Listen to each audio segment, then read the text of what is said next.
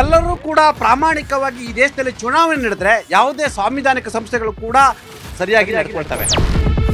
ಸತ್ಯ ಅಸತ್ಯಗಳನ್ನ ಬಯಲಿಗೆಳ್ತಿದ್ವಿ. ಮತಕಳ್ಳತನ ನಡೆದಿರುವುದು ನಿಜವಾ? ನಮ್ಮ ಮುಂದೆ ಕಾಂಗ್ರೆಸ್ನವರಿದೆ. ಮತಕಳ್ಳತನ ಮಾಡ್ತಿರೋದು ಬಿಜೆಪಿಯವರು ನಿಜ? ನಮ್ಮ ಮುಂದೆ ಭಾರತೀಯ ಜನತಾ ಪಕ್ಷದಿದ್ದಾರೆ.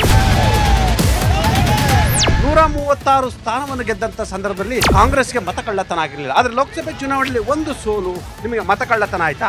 ಯಾವ ರೀತಿ ಮತಕಳ್ಳತನ ಮಾಡೋದಕ್ಕೆ ಚುನಾವಣಾ ಆಯೋಗವನ್ನ ಬಳಸ್ಕೊತಾ ಇದ್ದಾರೆ ಅಂತ